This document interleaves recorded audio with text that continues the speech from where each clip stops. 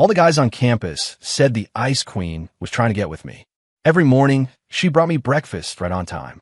Every late-night study session, she'd take the seat directly across from me in the library. She even used my meal card to pay for her food in the dining hall. It wasn't until I saw the strategy checklist in her notebook that I understood. 1. Initiate physical contact 100 times square root. 2. Make him accustomed to my presence square root. 3. Achieve a heart rate exceeding 180 BPM during the confession square root. I pressed my hand over hers as she tried to take my pulse. Let's just skip to the final mission. What's your heart rate right now? Her face flushed as she poked me in the chest. Right here. You're breaking the speed limit. When it was lunchtime in the main dining hall, my roommate, Mac, and I were tearing into some buffalo wings. Suddenly, he jabbed me in the ribs. Dude, look, you're 3 o'clock. I turned my head. Clara Thompson was sitting there. The Clara Thompson. She wasn't eating. She was just staring straight at me. It was the kind of look a scientist gives a weird new specimen. A look so sharp it felt like it could cut glass. I nearly choked on a wing. She's been staring at you for 10 minutes, man, Mac whispered. You two have beef or something. I started shoveling fries into my mouth. I don't even know what side of campus her dorm is on. Then, she's into you. Mac's expression turned even more bizarre. No way in hell. I shot back, nearly dropping my tray. My name is Leo Hayes. I'm a junior in the computer science department. I'm 5'9" on a good day, with a face that would get lost in a crowd of 2. If you threw me into the humanities building, where all the campus beauties seem to live, I wouldn't even qualify as a background character. Clara Thompson looking at me. It was absurd. She had to have me confused with someone else. With my last shred of composure, I pulled out my phone. It took me 3 tries to get the Face ID to work. I was about to open the camera to check if I had sauce on my face when a text from an unknown number popped up. The message was brutally simple. This is Clara Thompson. Add this number. 3. My heart just about stopped. I snapped my head up. Clara was already on her feet, carrying a tray with her barely touched food. She walked toward the dish return, her expression a perfect blank. All she left behind was a tall, cool silhouette and the faint, clean scent of her perfume in the air. My thumb was frozen over the screen. Mac leaned in for a look. He turned to stone. Holy crap, for I didn't hear a single word of my 2 afternoon classes. My phone sat in my lap under the desk. That number was still in my contacts, waiting to be added, looking like a ticking time bomb. Add her. The motive was way too suspicious. Don't add her. The consequences could be even worse. When the final bell rang, I took a deep breath and mashed the add contact button. She accepted the request instantly, as if she'd been waiting for it. The top of the chat window immediately changed to Clara is typing. I held my breath. A single message appeared. Leo Hayes? Yeah. Is there something you need? Yes. A small favor. 5 minutes later, I was standing in front of the impressive, ivy-covered humanities building, my insides doing gymnastics. Clara pushed through the heavy oak doors. She was wearing a simple white blouse and crisp blue jeans, holding a massive stack of hardcover binders. It was a stack thick enough to crush a small animal. Here, she said, walking right up to me. She shoved the binders into my arms. My knees buckled for a second. Help me carry these to the Student Activities Center, room A109, 3rd floor. Her words were fast, efficient. Not a single one wasted. Okay, I grunted, struggling to keep the mountain of paper from toppling over. She turned and started walking, her ponytail swinging in a perfect arc behind her. Not a word of thanks. Not even a spare glance. I felt like a hired mover, my mind a complete blur as I followed her across half the campus. 6, we made it to the 3rd floor conference room. I dropped the binders onto a high shelf with a loud thud. My shoulders ached. Clara stood by the window, sipping from a bottle of water. The sunlight perfectly framed the elegant line of her jaw. Done, she said, putting the bottle down. So, I'll just go then, I asked, testing the waters. My bank account was flashing red. If I didn't make it to the dining hall for the discounted late-night special, I was going to starve. She suddenly turned her head, her dark eyes locking onto me. 7 o'clock tonight. East Campus Library. 3rd floor, the tables by the windows.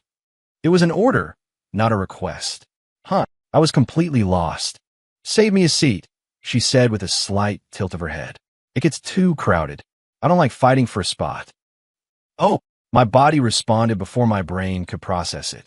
It wasn't until I was standing in the packed library at 7 p.m., fending off dirty looks while guarding a single empty table by the window, that I finally asked myself, what the hell does Clara Thompson want with me? At 7:10 p.m., Clara appeared, right on schedule. She wore a cream-colored knit sweater. She carried only one book, a notebook, and a single pen. She flipped through the pages silently. She sat down across the wide table from me, as quiet and composed as a figure in a painting. We sat there, separated by 3 feet of polished wood, each with our own textbooks and assignments. No one spoke. The only sound was the low hum of the air conditioning, the occasional rustle of a turning page, and the faint scratching of a pen on paper. It stayed that way until the library's closing announcement played over the speakers.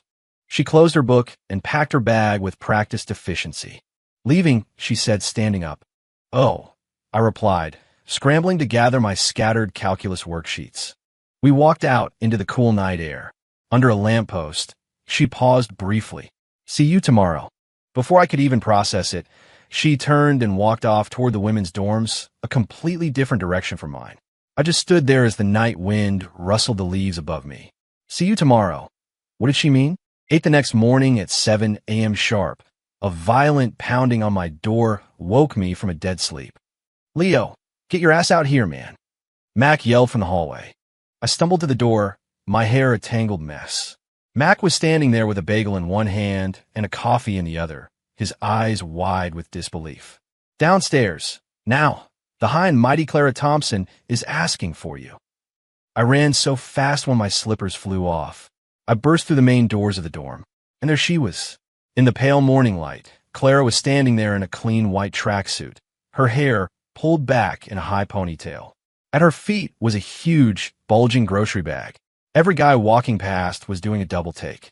Morning, I said, my throat suddenly dry. Morning. She bent down, picked up the heavy bag, and pushed it into my hands. Here. The bag was heavy. I instinctively looked inside. It was packed. Cartons of milk, loaves of bread, several different kinds of sandwiches, apples, bananas. There was even a small, perfectly arranged container of washed strawberries. For me, I was pretty sure I was still dreaming. Yes, she nodded. Why? I finally asked the million-dollar question. Just take it, she said, her expression unchanged, but her tone was like someone calming down a confused puppy. I'm going. And just like that, she turned and walked away. I stood there like a statue, holding a bag full of breakfast. I made my way back to the room amidst a chorus of howls from Mac and my other roommates. You animal. Dude, you've been holding out on us. Spill it now. Mac tore open a sandwich and took a huge bite. What kind of dark magic did you use on her, man? If I knew, I'd sell the antidote. I wailed. The days that followed were bizarrely surreal. Clara inserted herself into my schedule with the precision of a programmed robot. On Mondays, Wednesdays, and Fridays, she delivered breakfast at 7 a.m. on the dot. There was always enough to feed my entire suite. On Tuesdays and Thursdays, it was the East Campus Library at 7 p.m. at that same table by the window. She always sat across from me. We'd study in our own worlds with almost zero communication, except for a leaving or a see you tomorrow when it was time to go. The weirdest part happened on Friday at dinner. I was about to swipe my student ID for the $10 fried chicken special when a hand reached past my shoulder. Beep. The crisp sound of a card being swiped. Clara's face was suddenly right there, uncomfortably close. Borrowing your card for a second, she said, as if it were the most normal thing in the world, before pulling her own card back. She then took her tray and walked to the corner table where I usually sat.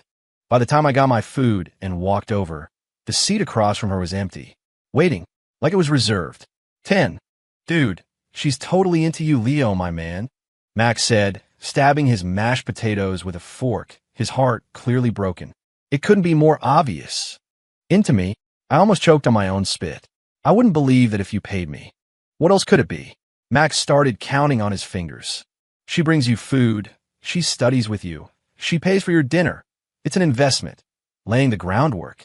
You get it? He paused, though, with your particular set of features. His eyes were full of doubt about my genetic potential. That's the whole problem. I was losing my mind. That night in the library, Clara was as quiet as ever. She was focused on a heavy, hardcover book with a title in a language I didn't recognize. In between wrestling with my own textbook, I stole a glance at her. She had a high, straight nose. Her eyelashes cast little shadows on her cheeks when she looked down. Her lips were thin, but perfectly shaped. Her jawline was sharp and clean. She was beautiful, no question, but she was also cold, like a precision instrument, walking around with an unspoken, intense pressure. 11. Her left hand rested on the table. Her fingers were long and slender, her nails neatly trimmed and painted with a pale pink polish so faint you could barely see it. I found my eyes fixed on a tiny mark near the base of her ring finger. A small, light brown beauty mark. I was staring, a little lost in thought. The motion of her turning a page paused. Suddenly, she looked up. Her dark eyes met mine without warning. It felt like dropping a stone into a frozen lake. The calm, icy surface shattered. My heart seized for a second. I quickly looked down, pretending to be absorbed in a circuit diagram. I could feel my face getting hot. She didn't say anything. Her gaze seemed to linger on me for a second longer. Then, she looked back down at her book. The only sound in the air was the faint whisper of her fingertips against the page. 12. I got out of class early on Friday. Mac and I were heading back to the dorm, drenched in sweat after a game of pickup basketball, when I was stopped in my tracks. Clara was standing at the corner that led to the off-campus food truck alley. The hem of her pale green dress fluttered in the breeze. Hey, she was holding 2 printed-out sheets of paper. She handed one to me. I need you to get these. I looked down at the list. Taro Bubble Tea Light Ice, half sugar, extra bubble strawberry mochi extra original custard, will cake X1 red bean taiyaki X1, and so on. Below the list were the specific names and addresses of the food trucks, located in a popular pedestrian area about a mile from campus. This is a lot, I said, the words escaping before I could stop them. All of it was pure sugar. I couldn't picture her eating any of it. Yes, she nodded. Now, yes. She just stood there, looking at me, her expression calm and unyielding. I sighed and pulled out my phone to look up the directions. I appreciate it, she said suddenly, then added, make sure to get receipts. I'll Venmo you back. It's fine, I said, folding the list and stuffing into my pocket. Leaving, she said, turning on her heel with that same clean efficiency. I watched her back disappear behind the trees toward the women's dorms. Next to me, Mac was muttering to himself. Unreal. This is absolutely unreal. 13. The food truck alley was a chaotic mess of people. Every trendy spot had a ridiculously long line. After fighting my way through the crowds, sweating and getting jostled, I finally had everything on the list. I was carrying 2 heavy, greasy paper bags, feeling like I had just run a marathon with weights on. When I got back to her dorm, I sent her a text. Got it. Where are you? I can bring it up. She replied almost instantly. No need. Just leave it with the RA at the front desk. Tell him my name. Thanks for the trouble. We'll send the money later. Cold, robotic to the point. I handed the bags to the RA and gave her Clara's name. The RA, a middle-aged woman with kind eyes, gave me a knowing, complicated look. Well now, you're really putting in the effort to win over our Miss Thompson, aren't you? I just gave a weak smile and practically ran back to my own dorm. Mac was waiting with a freshly washed apple. So, did she like it? Didn't even see her. Left it at the front desk, I said, collapsing into my squeaky desk chair. TSK, you think she's testing you? Mac analyzed, taking a loud crunch of his apple. To see your endurance, your ability to follow orders. I think she's training me to be her personal delivery drone, I mumbled, rubbing my aching legs. My phone buzzed. A new message. It was Clara. Thanks again. Sent the money. Are you free tomorrow evening? Here we go again. My temples started to throb. What's up? The West Side basketball courts. 14. The West Side basketball courts. 7 in the evening. I was right on time. The lights around the courts were dim.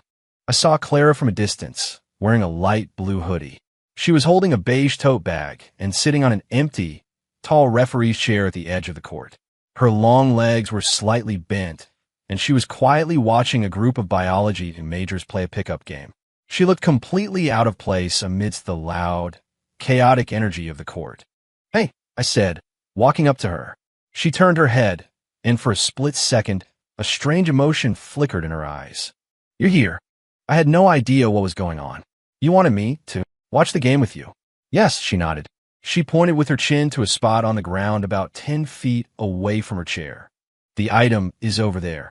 On the ground was a black backpack. It looked new. It wasn't her style.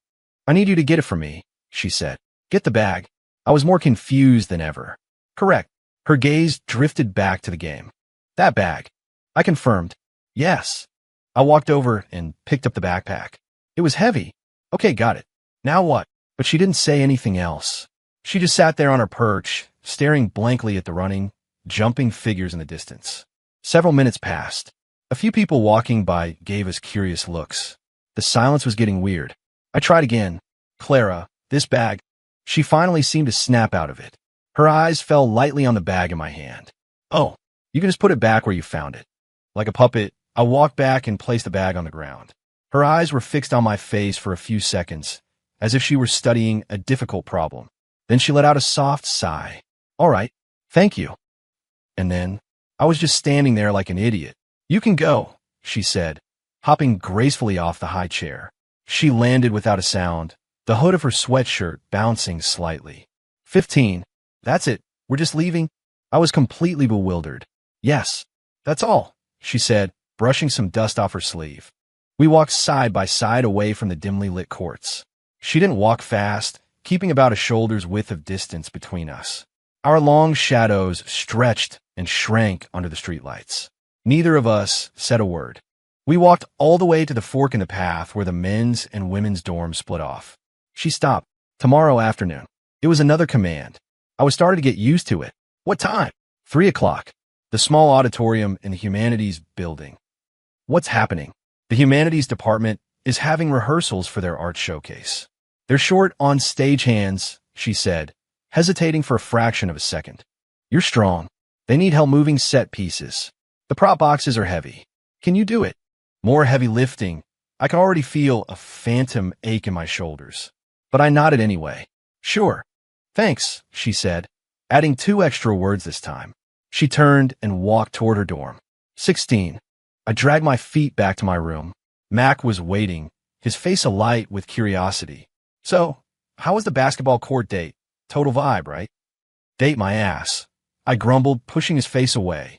She had me go to the basketball court, pick up a bag, and then put it back down. Mac's jaw dropped. Pick up a bag, and put it back. That's it. That's it. I threw myself onto my bed.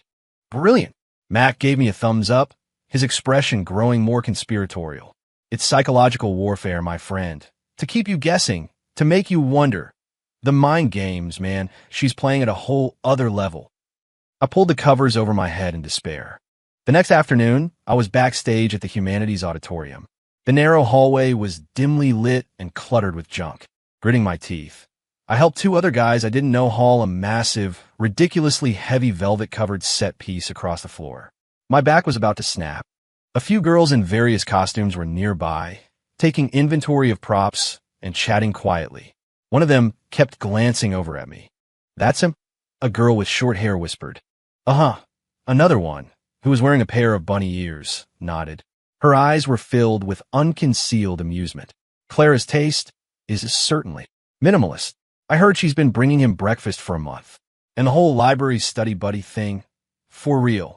You'll have to ask Clara herself, the girl with the bunny ears said, nodding toward the side.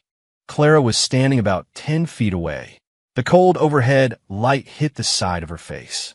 She was holding a long clipboard in one hand and a walkie-talkie in the other, talking to the lighting technician. Her expression was focused. She didn't look my way once. She completely ignored the whispers of her friends. The girl with the short hair, apparently not ready to give up, raised her voice a little and asked casually, Clara, is that your friend? Clara finally looked up. Her gaze swept over me, bent over like an ox, hauling the set piece. Her tone was flat. Yes, Leo Hayes. Not another word of introduction.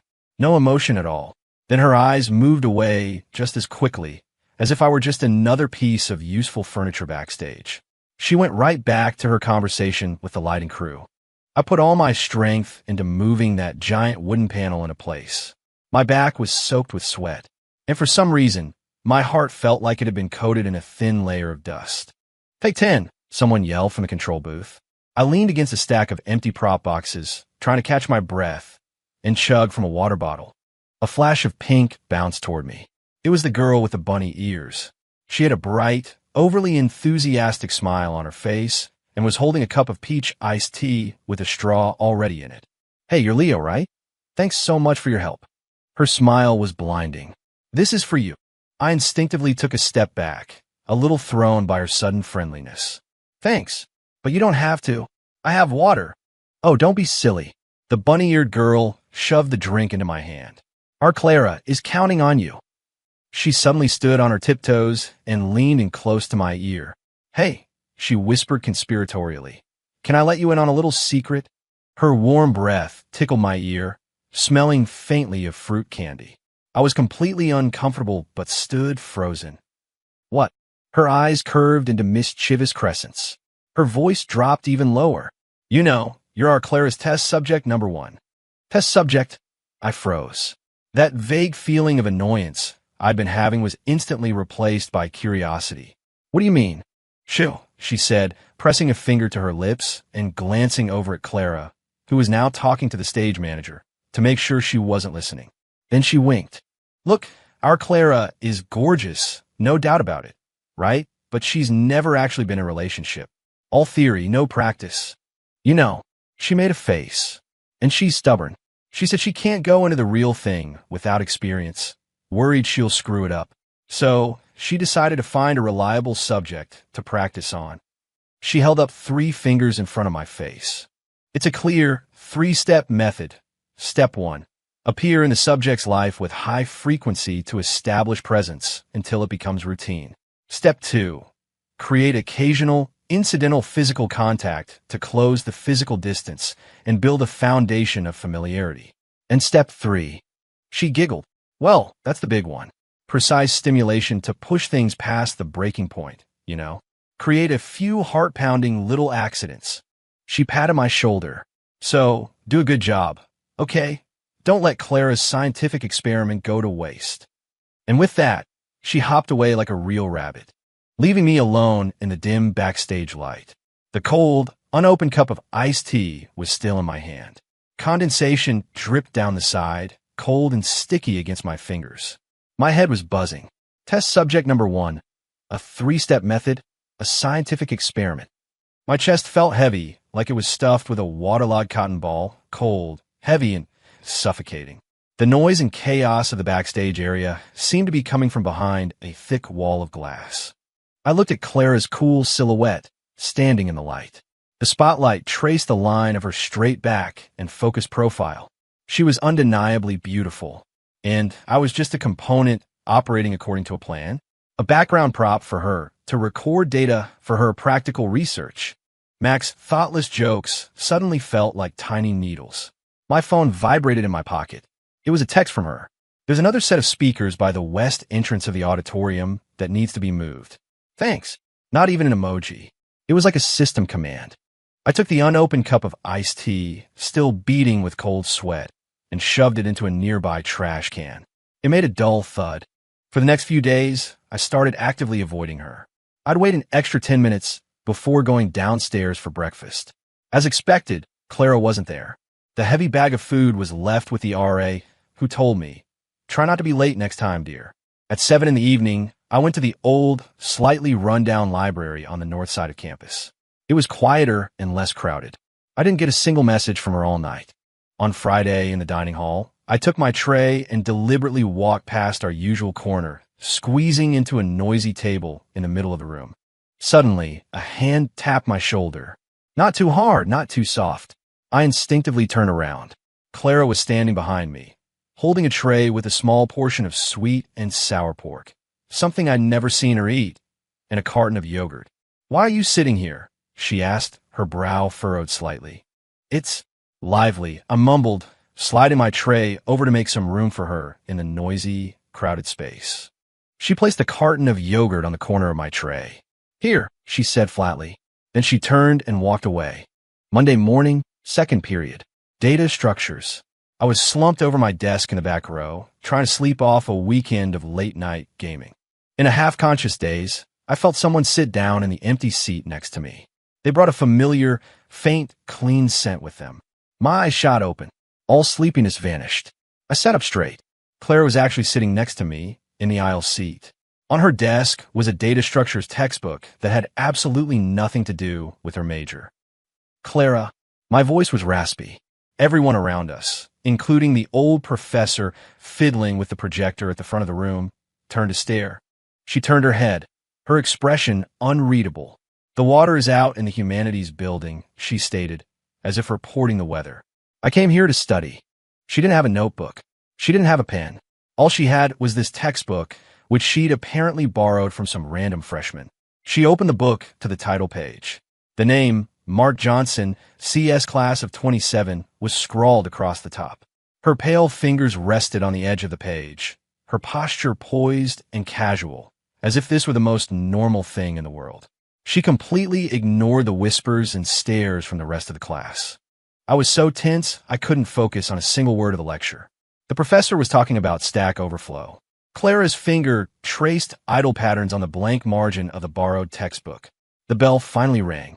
I practically jumped out of my seat, frantically stuffing my book and laptop into my bag. Clara closed the borrowed textbook with unhurried grace and joined the stream of students heading for the door.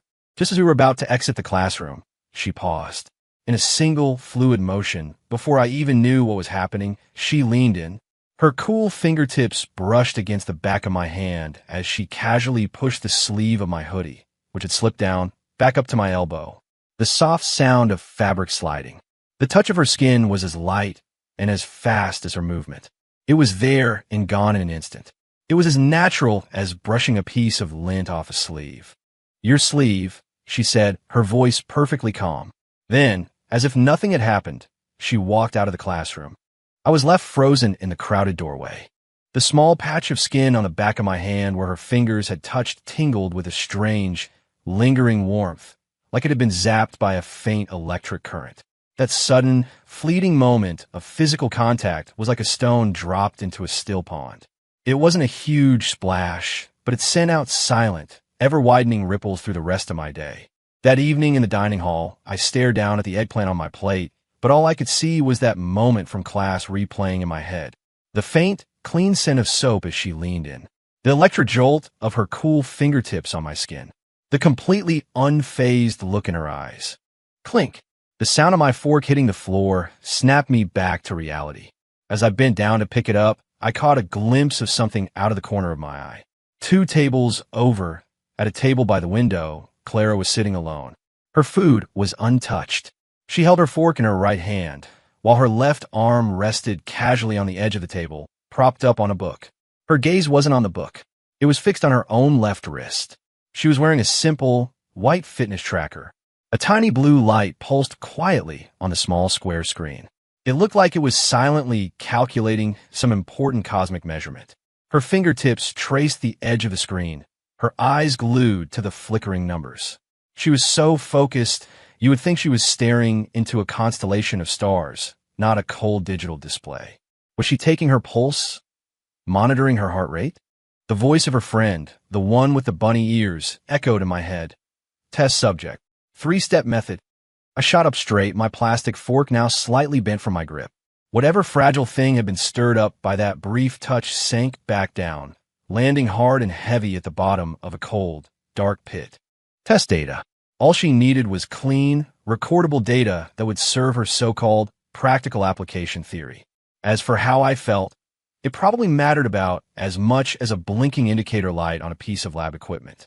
At 10 o'clock that night, I walked into the library study hall, as usual, but I stopped dead in the doorway. In the back corner by the window, the spot I always sat in. The seat across from it was already taken. Clara was sitting there quietly. A thick, open notebook hid part of her face, but I knew it was her instantly. It was like a preset program. Even though I hadn't been there in days, that spot by the window was still reserved for her. A strange, undefinable sense of defiance washed over me. I turned on my heel and walked to an empty seat in the opposite corner next to the recycling bin. I sat down, unpacked my books, turned on my laptop. But my eyes kept drifting against my will across the rows of desks and through the motes of dust dancing in the lamplight to that corner. Clara hadn't moved. Her head was slightly bowed, a few stray strands of hair falling across her forehead, hiding her eyes. The hand holding her pen was hovering over a blank page in her notebook. It stayed there, unmoving for a long time. Her fingertips were suspended in the air, casting a small, still shadow. It was like a scene from a silent film that had been paused. Everyone else in the library was quietly reading or writing. The only sound was the low hum of the ventilation system, which made her frozen corner seem even more stark and silent. After a few more minutes, she finally lowered her pen. She folded her hands on top of her notebook and lifted her head. Her gaze swept slowly, emotionlessly, across the entire study hall. It was like a high-tech scanner mapping its environment, inch by inch, until her eyes, passing over rows of desks and unsuspecting students, landed squarely on me. The hair on the back of my neck stood up. I quickly dropped my gaze, pretending to be absorbed in the lines of code on my screen. But my heart, completely betraying me, skipped a beat. Then it started hammering against my ribs, the thumping sound seeming to echo in the cavernous silence of the room. My eyes were glued to the blinking cursor, but I couldn't read a single word. I could feel her stare. It was tangible, steady, focused. It felt like a physical pressure on the side of my face. I didn't look back. I just stared at my own blurry reflection in the laptop screen. My face felt hot. She stared at me for an unnervingly long time. Just as I was about to break, just as I was about to turn my head, I heard the faint scrape of a chair being pushed back. I fought the urge to look, using only my peripheral vision to catch a glimpse of a light blue figure getting up from the table. She gathered her book and notebook and walked toward the exit, without a single glance in my direction. Her silhouette disappeared behind the frosted glass door. Her footsteps faded down the hall. The tension in my back finally released. I let out a long breath. My palms were sweaty. I stared at my laptop screen, my earlier frustrated thoughts now roaring back to life. What was she observing just now? Was she evaluating my reaction to her little contact experiment and logging the resulting data? Was I just a slide under a microscope? That faint, stinging sensation in my chest returned, sharp and clear. It felt like a splinter buried too deep to be removed. This weird dance of avoidance and confrontation, this silent tug-of-war, went on for almost 2 weeks. I subconsciously avoided the places and times we were likely to cross paths. But she, like a perfectly coded program, continued to appear at her designated spots. Sometimes it was the bag of breakfast handed over by the RA at 7:10 a.m. Sometimes it was that seat across from my usual spot in the library. Even if she wasn't there, a thick textbook would be, silently and stubbornly claiming the territory as hers. Saturday afternoon was gray and overcast. Mac dragged me out to buy new sneakers. We had just walked off campus when the drizzle started, turning into a downpour without any warning. Fat raindrops hammered down, weaving into a dense curtain of water in seconds. Seriously? The weather app is a damn liar. Matt cursed. We made a run for it, ducking under the narrow awning of a 7-11. The awning was too short. Cold, slanting rain soaked the cuffs of our jeans. I pulled out my phone, intending to see if there was a drugstore nearby where we could buy an umbrella. As I looked up, my eyes focused through the rain-streaked glass window of the convenience store. And I saw her, sitting at a high-top counter by the window, a straight-back silhouette. She was wearing a light blue jacket and dark jeans, holding a cup of coffee in one hand. The fingers of her other hand were slowly scrolling on her phone. Her profile was slightly blurred by the condensation on the glass. It was Clara. Her eyes were lowered, focused on her screen. Her long eyelashes fluttered as her thumb moved. She seemed completely absorbed in her own world, totally unaware of the two guys getting soaked just across the street. "Hey, isn't that your sponsor?" Mac had seen her too. He nudged my shoulder. "What are you waiting for? Go say hi." Asked to borrow her umbrella. I didn't move. My eyes were glued to the gray backpack sitting on the empty stool next to her. Tucked into the mesh side pocket was a neatly folded, black, full-sized umbrella. The metal handle gleamed under the bright fluorescent lights of the store. Inside, the air was warm and dry. It was a different world from a miserable, cold rain outside. She clearly didn't need that umbrella. Was it just a habit to always be prepared? Or she glanced up, casually looking out the window at the relentless downpour. Her gaze swept over the scene like it was meaningless background noise.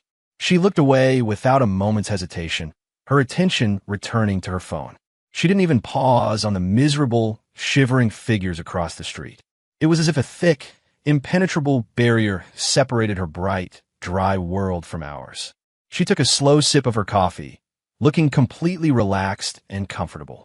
The black umbrella sat there, untouched, like a forgotten, useless tool.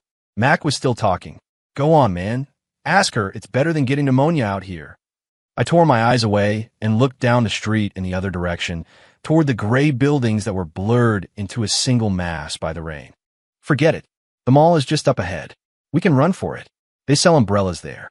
My voice was harsh, laced with an irritation that surprised even me. Max stared at me. "Run. We'll be soaked." "Are you?" I didn't explain. I took a deep breath of the cold, metallic-smelling air and plunged headfirst into the hammering rain. The icy water instantly drenched my hair and my thin t-shirt, sending a chill straight down my spine. I didn't look back. I didn't slow down. I just ran my long strides, splashing through the puddles, heading for the distant, hazy silhouette of the shopping mall. The convenience store, the blurry figure behind the glass, the umbrella that might as well have not existed, I left them all behind in the sound of my pounding feet and the splashing water. That night, the fever hit. My head felt heavy, my limbs like lead. My throat was raw and scratchy, and my nose was so stuffed I could barely breathe. "Serves you right for trying to be a tough guy," Max said, tossing a box of cold medicine he'd gotten for the campus health center onto my desk. I drifted in a feverish sleep until the middle of the night. My phone, lying on the pillow next to me, started vibrating violently. The buzzing sound was piercing in the darkness. I fumbled for it with my eyes still closed. I squinted at the screen. 1:37 a.m. The caller ID said Clara Thompson. My brain was still foggy. Annoyed at being woken up, my first instinct was to hit decline, but my thumb hovered over the red button for a few long seconds. Then, for some reason I couldn't explain, I swiped green. "Hello," I mumbled, pressing the phone to my hot ear. My voice was as rough as sandpaper. The other end was silent for a few seconds. There was only a faint static hum. Her breathing was so shallow, I could barely hear it. "Clara," I said, my voice a little louder, which made my sore throat ache. "It's me." Her voice finally came through. Even over the phone, it had that same cool, crisp quality. "Yeah," I waited, but she fell silent again.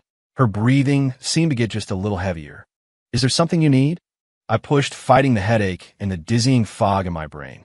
The night outside was pitch black. The dorm hallway was dead silent. It felt like an eternity passed, though it was probably only 10 seconds. Then she spoke. "Your heart rate. What is it right now?" The question was so sudden, so out of left field, it was jarring. My fever-addled brain couldn't even begin to process her logic. My only response was pure instinct. "Clara, it's almost 2 in the morning. Did you seriously call me just to ask if I'm having heart palpitations?" My voice dripped with sarcasm. Another long, suffocating silence on the other end. Just when I decided she must have misdialed and was about to hang up, her voice came again, barely a whisper, like a gust of wind against a window pane. "No, She stopped, as if someone had cut her off. A few more seconds passed. Then she said just one word. "Never mind." Beep. The line went dead. The screen went dark.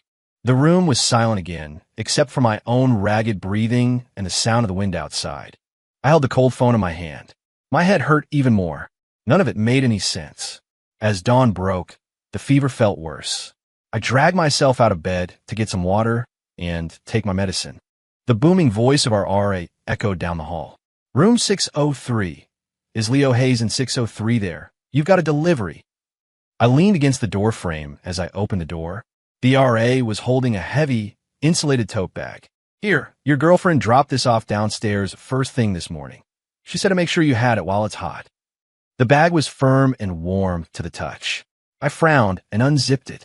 The rich smell of food, mixed with the faint scent of herbs, wafted out. On top was a tightly sealed, double-layered thermos. I twisted it open. Steam rose from a thick, hot butternut squash and millet porridge. The sweet aroma was comforting. Underneath, there were two individually wrapped, still warm brioche buns, a peeled hard-boiled egg, and a few small containers of mild pickles. At the very bottom of the bag was an unopened box of Dayquil/NyQuil. Taped to the box was a small, yellow sticky note with slightly uneven edges. On it, in a clean, blocky, printed font, were 3 words, "Take as directed." The letters were so neat and impersonal, they looked like they had been generated by a computer. I stared at the food, then at the sterile, printed words on the note. The memory of the iced tea I had thrown in the trash, the umbrella sitting uselessly in the convenience store. It was like a block of ice being dropped into a pot of boiling water. There was a violent sizzle, and then nothing but scalding, suffocating steam. I zipped the bag shut. For the next few days, even after the fever broke, a hacking cough and a bone-deep weariness stuck to me like a shadow. My energy was completely gone, as if it had all been washed away in that sudden downpour. By deliberately avoiding the library and the dining hall, I managed not to run into Clara at all. The strange, silent push and pull between us seemed to have ended with my sickness. Friday afternoon, after my last class, I went up to a remote storage room on the top floor of the academic building. It was filled with old desks and chairs, a quiet place to study. I was planning to finish the last half of a textbook. I had just pulled out my book when the door creaked open. A thin sliver of light cut across the floor. A girl I'd never seen before, wearing a pink dress with her hair in 2 thin braids, peeked her head in. Her eyes were wide and a little nervous. "Excuse me, are you Leo Hayes?" "I am. Who are you?" I frowned. Almost no one ever came up here. The girl hurried over and placed a small, light green box tied with a pretty ribbon on the dusty desk in front of me. Her face was slightly flushed. Clara asked me to give this to you." She pointed at the box. "She said it's a return gift for the iced tea." I froze. A return gift for the drink I threw away? The girl must have seen the confusion on my face because she quickly added, "She also had a message. She said it was very important that I tell you." She took a deep breath and, in a perfect imitation of Clara's flat, cool tone, recited, "Tell him this time, it's handwritten." After she said it, she seemed to find the whole thing a little strange herself. She suppressed a smile, gave me a little nod, and said, "My job is done. See ya." She scurried away like a startled bird. I stared at the box. There were no markings on it, just a pale green ribbon tied in a simple bow. I untied the ribbon and lifted the lid. Inside, there was no dessert or drink. There was just a neat stack of cream-colored index cards. The card on top was covered in writing. It was unmistakably Clara's handwriting, line after line of it. Every word was clear, but the writing itself, it was completely different from her usual, flawless script. The strokes were slightly shaky. The ink was uneven. In some places, you could see where the pen had paused, leaving a dark, blotted dot of ink. It looked like the writer's hand had been unsteady, or maybe they had been pressing down too hard. One card, then another. I counted them. There were 3 cards, completely filled with writing. The script wasn't perfect, but every single letter was there, clear as day. Leo, the term test subject, was coined by my roommate, Chloe, the girl in the bunny ears. She has a tendency for hyperbole. I have never considered this an experiment. The 3-step method was derived from a case study from my Intro to Psychology course. The topic was initial pathways to interpersonal attraction, the library seed. I required a stable, quiet environment to organize my materials. The dining hall location. It offered superior lighting and minimal acoustic interference, optimizing efficiency. The breakfast delivery. It was a promotional package from the small market near my dorm. A 1-month subscription was offered at a discount. The volume was non-refundable, and disposal would have been wasteful. Using your meal card. The mobile payment system was down that day.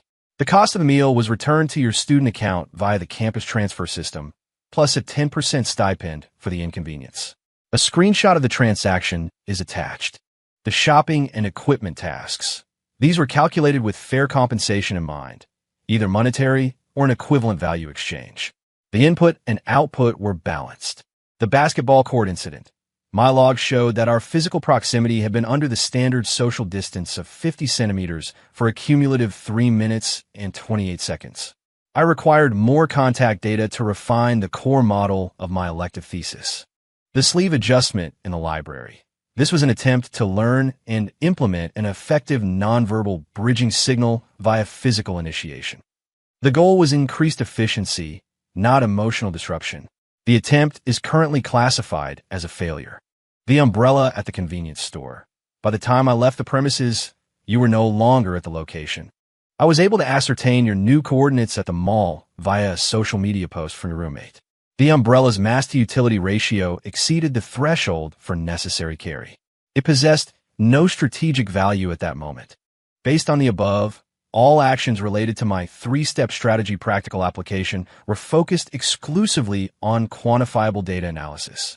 The objective was to collect variables and refine a theoretical model.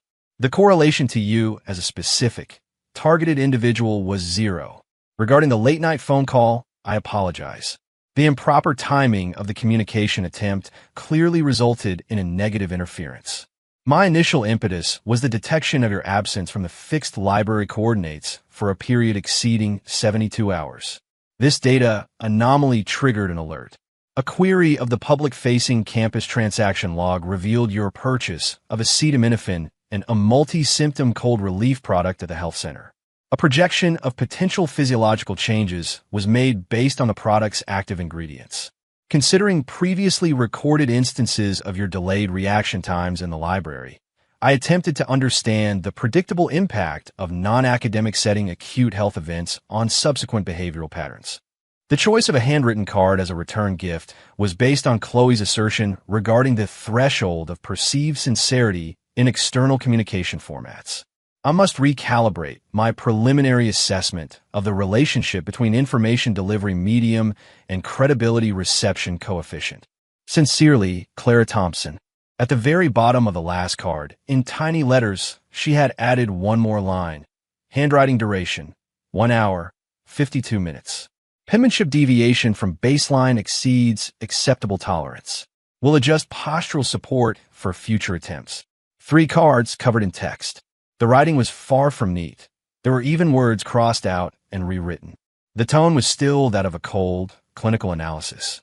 She had dissected every event like a lab specimen, laying it out on the operating table of data, cost-benefit, model refinement, and interference thresholds. I read it over and over again. My eyes landed on that last little note about her hand getting tired, and the thick, heavy ice that had formed around my chest seemed to crack, just a little, under the pressure of a strange, new feeling. The next time I saw Clara was at dusk after a light summer rain. We were on the path that circled the campus lake. The sky was in that soft state between day and night, and a light mist was rising from the water. Another girl had her arm linked through Clara's. They were walking quickly, and Clara was listening intently to her friend, her expression as cool and focused as ever. The other girl was talking excitedly, gesturing with her free hand. Clara, her head tilted, would nod occasionally. The warm, yellow light from the lampposts filtered down through the wet leaves, dappling her face with moving spots of light. The moment I saw her, she happened to look up. Our eyes met, suddenly and unexpectedly, across the damp evening air. She stopped walking. The girl with her followed her gaze, looking at me with curiosity. She must have recognized me, because her expression immediately shifted to a knowing, gossipy smile. Clara said something quietly to her friend. The girl grinned, waved at me, patted Clara's shoulder, and unlinked their arms. She then walked on ahead by herself, leaving Clara standing there alone. We were about 20 feet apart. A stray raindrop fell from a leaf and hit the dark stone path at her feet with a soft pat. The tiny sound was startlingly clear in the twilight. She didn't move toward me. She didn't look away. She just stood there, her silhouette softened by the fading light and the glow of the lamp. I looked at her. I thought about the words crammed onto those cream color cards. I thought about her hand getting tired from writing. All that cold data, all those refined models. And that phone call at 1:30 in the morning, asking about my heart rate. My feet started moving, seemingly of their own accord. Step by step, I crossed the distance between us, my shoes splashing in the small puddles on the path. I stopped in front of her. The lamplight fell on us from above, casting a short, soft shadow from her eyelashes onto her cheeks. "Did you read the cards?" she asked. Her voice sounded a little dry in the cool, damp air. "I read them," I said. "Good," she replied. Her eyes darted briefly between my chin and my shoulder, not quite meeting my gaze, before finally settling on my face. She looked at me with that same intense focus, as if she were performing some kind of complex calculation. "Are there any more questions?" she asked. Her voice was still flat, but there was a new, almost imperceptible tension in it, like the hum of a tightly wound string. "One," I said, holding her gaze. The lamplight reflected in her dark pupils like shattered diamonds. "All that data," I said, speaking each word slowly. "The heartbeats, the distances, the times. Was it all really just data to you?" She clearly wasn't expecting such a direct question. Her pupils contracted for a split second. She was silent for a few moments. The fingers of her hand, hanging at her side, curled unconsciously, grasping the fabric of her beige trench coat. "It was objective record-keeping," she said, her voice steady, but she looked away, her eyes finding a patch of wet, dappled leaves on the ground. "But," she paused, as if her internal processor were struggling with a new, unexpected variable. "The baseline fluctuations during the non-contact period exceeded projections by 25.8%. Her voice was softer now, almost a whisper, as if she were stating a conclusion to herself. After another second, she seemed to make a decision. She turned her head back, her eyes meeting mine again. She stared at me, her gaze focused and intense. "Your heart rate data. What is it right now?" "I have no idea," I answered honestly. My throat felt like it was full of sand. "It can be measured," she replied instantly, as if a long-awaited experiment had finally reached its most critical phase. There was a faint, but unmissable, hint of eagerness in her voice. "I have." She looked down and began to unbutton her coat, reaching into the pocket of the thin cardigan she wore underneath. Her fingers emerged with a small, white, square device, the same fitness tracker I'd seen in the library. The screen was dark. She swiped it awake with a quick flick of her thumb. "Or," she said, looking up at me, her expression a mixture of pure focus and something else I couldn't name. "Would you consent to manual data collection via physical contact? The margin of error may be smaller." She had given me the choice. But then she took another small step forward, closing the already short distance between us. We were so close now, I could see the faint blush the cold air had brought to the tip of her nose. The clean, cool scent of her was stronger, like a soft, static-charged breeze against my skin. My heart felt like it had been squeezed tight, then suddenly released. It started pounding against my ribs. I swallowed hard. I didn't back away. Instead, I leaned in slightly. "I consent." My voice was a little hoarse, but it was perfectly clear in the evening air. She seemed to react to my straightforward permission. Her eyes, which were shockingly bright, blinked once. It was like a command had been executed. Her cool fingertips were already moving toward my chest. Her movements were efficient, her objective clear, driven by the pure, detached passion of a researcher for their data. But just as her fingers were about to make contact with my t-shirt, right over my heart, she flinched, as if she'd been hit by a sudden jolt of electricity. Or maybe it was just the thunderous, frantic beating of my own heart. Her wrist deviated from its intended path at a minuscule angle. It didn't land on my chest. It shifted upward by an inch, and her warm fingertips pressed, without any warning, against the side of my neck, right over my pulse. Her skin was much cooler than mine. The sudden contact sent a shiver through me. My heart hammered like a runaway engine, the frantic beat vibrating through my carotid artery, right into her fingertips. Time seemed to stop. The only sound was the pat, pat, pat of leftover raindrops falling from the leaves, landing just outside the circle of lamplight we stood in. Her fingers didn't move. She seemed stunned by the violent, rapid rhythm she felt, frozen in place. Her eyes were wide, her pupils reflecting the hazy night and my own tense jawline. Then, as if she'd been burned, her fingers recoiled. She snatched her hand back from my neck, and in the dim light, her pale cheeks bloomed with a faint but undeniable blush. It spread, all the way to the tips of her ears. Her breath caught in her throat. She looked like a complex program that had just received a corrupted, unprocessable line of code.